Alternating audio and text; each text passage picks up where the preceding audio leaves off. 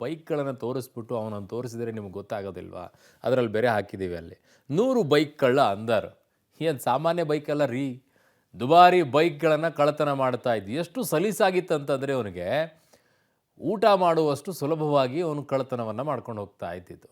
ಬೆಂಗಳೂರಿನಲ್ಲಿ ದುಬಾರಿ ಬೈಕ್ ಕಳ್ಳ ಈಗ ಅಂದರ್ ಆಗಿದ್ದಾನೆ. ಅವನು ಕಳ್ಳತನ ಮಾಡಿರುವಂಥ ಬೈಕ್ಗಳ ಸಂಖ್ಯೆಯನ್ನು ಕೇಳಿದರೆ ಗಾಬರಿ ಆಗೋಗ್ಬಿಡುತ್ತೆ. ಸೊ ಒಂದು ಕಡೆಗೆ ಪಲ್ಸರ್ ಬೈಕ್ಗಳೇ ಇವನಿಗೆ ಟಾರ್ಗೆಟು. ಬ್ಲ್ಯಾಕು, ರೆಡ್ಡು, ಇಂತಹ ಪಲ್ಸರ್ ಬೈಕ್ಗಳು ಟಾರ್ಗೆಟ್ ಮಾಡ್ತಾ ಇದ್ದಿದ್ದು. ಯಾಕೆ ಇದೇ ಕಲರ್ಗಳನ್ನು? ಭಾಳ ಇಂಟ್ರೆಸ್ಟಿಂಗ್ ಅದು. 3 ವರ್ಷದಲ್ಲಿ ಬರೋಬ್ಬರಿ 100 ಬೈಕ್ ಕಳ್ಳತನವನ್ನು ಮಾಡಿದಾನಂತೆ. 3 ವರ್ಷದಲ್ಲಿ. ಅಯ್ಯೋಯ್ಯೋಯ್ಯೋಯ್ಯೋಯ್ಯೋ.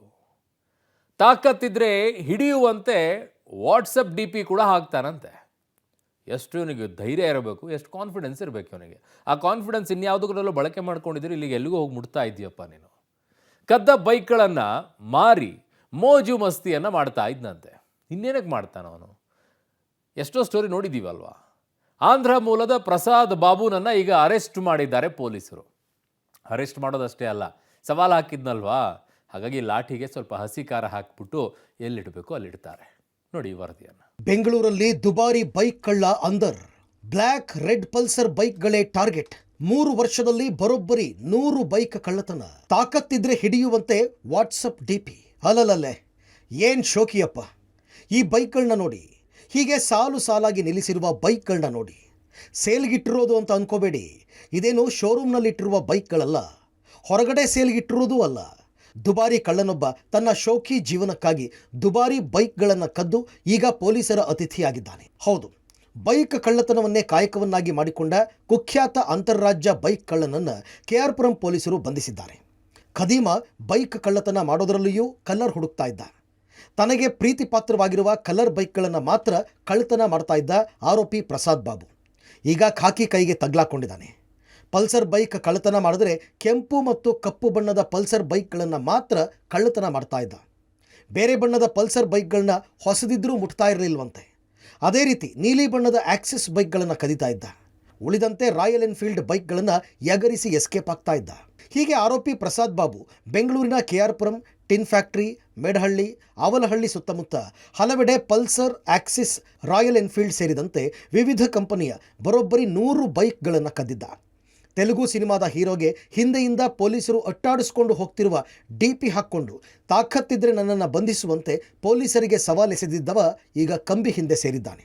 ಬುಲೆಟ್ ಮೋಟರ್ ಸೈಕಲ್ಗಳು 24, ಆಕ್ಸಿಸ್ 36, ಪಲ್ಸರ್ ಸುಮಾರು 18 ಮತ್ತು ಇತರ ಬೇರೆ ಬೇರೆ ಕಂಪನಿಗಳ ಮೋಟರ್ ಸೈಕಲ್ಗಳು ಇದರಲ್ಲಿ ಶಾಮೀಲಾಗಿದ್ದಾವೆ. ಇದರಿಂದ KR ಪುರ ಪೊಲೀಸ್ ಠಾಣೆಯದ್ದೇ ಸುಮಾರು 23 ವಾಹನ ಕಳ್ಳತನ ಪ್ರಕರಣಗಳು ಪತ್ತೆಯಾಗಿದ್ದಾವೆ. ನಂತರ ರಾಮಮೂರ್ತಿ ನಗರದ 2 ದ್ವಿಚಕ್ರ ವಾಹನಗಳು, ಆವಲಹಳ್ಳಿದು, ಕೋಲಾರ ಟೌನ್, ಅದೇ ರೀತಿಯಲ್ಲಿ ತಿರುಪತಿ ಮತ್ತು ರೇಣಗುಂಟ, ರಾಯಚೂಟಿ, ಈ ರೀತಿ ಮತ್ಯಾಲಪಲ್ಲಿ, ನವಾಬ್ಪೇಟ್, ಅಲಿಪಿರಿ, ಈ ರೀತಿ ಬೇರೆ ಬೇರೆ ರಾಜ್ಯಗಳ ಬೇರೆ ಬೇರೆ ಕಡೆಗಳಲ್ಲಿ ಈ ವಾಹನಗಳು ಏನು ಕಳ್ಳತನ ಆಗಿತ್ತು ಅವುಗಳೆಲ್ಲವೂ ಕೂಡ ಈಗ ಪೊಲೀಸರ ಪತ್ತೆಯಾಗಿ ಅವರು ಈಗ ಅವುಗಳನ್ನೆಲ್ಲವನ್ನು ರಿಕವರಿ ಮಾಡಿದ್ದಾರೆ. ಕೇವಲ 30 ಸೆಕೆಂಡ್ನಲ್ಲಿ ಬೈಕ್ ಕದ್ದು ಎಸ್ಕೇಪ್. ಕದ್ದ ಬೈಕ್ಗಳನ್ನು ಮಾರಿ ಶೋಕಿ ಜೀವನ. ಆಂಧ್ರದ ಬಂಗಾರುಪಾಳ್ಯಂ ನಿವಾಸಿಯಾಗಿರುವ ಆರೋಪಿ ಪ್ರಸಾದ್ ಬಾಬು ಕಳೆದ 3 ವರ್ಷಗಳಲ್ಲಿ 100 ಬೈಕ್ಗಳನ್ನು ಕಳ್ಳತನ ಮಾಡಿದ್ದ.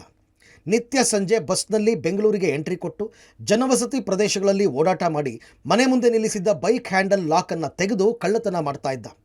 ಬರೀ 30 ಸೆಕೆಂಡ್ ಬೈಕ್ ಅನ್ಲಾಕ್ ಮಾಡಿ ಬೈಕನ್ನು ಕದ್ದು ಪರಾರಿಯಾಗ್ತಾ ಇದ್ದ. ಬೆಂಗಳೂರು, ತಿರುಪತಿ, ಚಿತ್ತೂರು ಹಲವೆಡೆ ಕಳ್ಳತನ ಮಾಡಿದ್ದ ಬೈಕ್ಗಳನ್ನು 10 ರಿಂದ 20 ಸಾವಿರಕ್ಕೆ ಮಾರಾಟ ಮಾಡಿ ಬಂದ ಹಣದಲ್ಲಿ ಮೋಜು ಮಸ್ತಿ ಮಾಡಿ ಶೋಕಿ ಜೀವನ ನಡೆಸ್ತಾ ಇದ್ದ. ರಾಜ್ಯದ ಕೋಲಾರ ಮತ್ತು ಇತರೆಡೆಗಳಲ್ಲಿ ಹಾಗೂ ಇತರ ರಾಜ್ಯಗಳಾದ ಆಂಧ್ರ ಪ್ರದೇಶ, ತೆಲಂಗಾಣ ಮತ್ತು ತಮಿಳುನಾಡುಗಳಲ್ಲಿಯೂ ಕೂಡ ಈ ರೀತಿ ತನ್ನ ಕೈಚಳಕವನ್ನು ತೋರಿಸಿ ಒಟ್ಟು 100 ದ್ವಿಚಕ್ರ ವಾಹನಗಳನ್ನು ಈ ರೀತಿ ಆತ ಕದ್ದಿರೋದಾಗಿ ಒಪ್ಕೊಂಡಿರ್ತಾರೆ. ಮತ್ತು ಪೊಲೀಸರು ಬಹಳ ಶ್ರಮಪಟ್ಟು ಎಲ್ಲ ರಾಜ್ಯಗಳಿಗೆ ಹೋಗಿ ಅಲ್ಲಿ ಈ ಆತ ಕಳ್ಳತನ ಮಾಡಿ ಬೇರೆ ಬೇರೆಯವರಿಗೆ ಮಾರಾಟ ಮಾಡಿರ್ತಕ್ಕಂಥ ಎಲ್ಲ 100 ದ್ವಿಚಕ್ರ ವಾಹನಗಳನ್ನು ಪತ್ತೆ ಹಚ್ಚಿ ಬಂಧಿಸುವಲ್ಲಿ, ರಿಕವರಿ ಮಾಡುವಲ್ಲಿ ಯಶಸ್ವಿಯಾಗಿದ್ದಾರೆ. ಸದ್ಯ ಆರೋಪಿಯ ಹೆಡೆಮುರಿ ಕಟ್ಟಿರುವ ಪೊಲೀಸರು ವಿವಿಧ ಕಂಪನಿಯ ಸುಮಾರು 1.45 ಕೋಟಿ ಮೌಲ್ಯದ 100 ಬೈಕ್ಗಳನ್ನು ವಶಕ್ಕೆ ಪಡೆದಿದ್ದಾರೆ. KR ಪುರಂ ಪೊಲೀಸರು ತನಿಖೆಯನ್ನು ಮುಂದುವರೆಸಿದ್ದಾರೆ. ತನಿಖೆ ಬಳಿಕವಷ್ಟೇ ಆರೋಪಿಯ ಪೂರ್ವಾಪರ ಬಯಲಾಗಲಿದೆ. Crime bureau, public TV.